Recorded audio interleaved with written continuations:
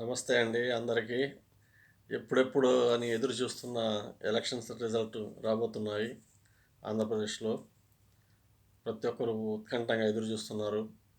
పోటాపోటీగా బెట్టింగ్లు పోటాపోటీగా చేసుకుంటూ ఉన్నారు.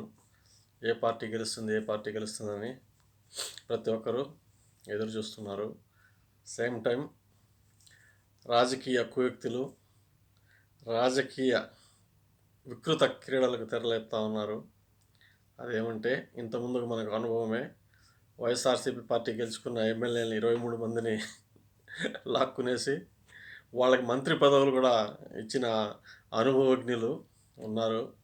కాబట్టి అందరూ బంగారు దొంగతనము, వస్తువులు దొంగతనం అంటే ఇక్కడ ఎమ్మెల్యేలను దొంగలెత్తుకెళ్ళే అవకాశం ఉంటుంది. కాబట్టి పార్టీ పెద్దలు, వైసీపీ పార్టీ పెద్దలు అందరూ కూడా మనం ఇచ్చిన ఎమ్మెల్యే క్యాండిడేట్స్ని అంతా పిలిపించుకొని వాళ్ళకి రక్షణ కల్పించుకొని ప్రమాణ స్వీకారం అయ్యేదాకా మనం వాళ్ళని జాగ్రత్తగా కాపాడుకోవాలా.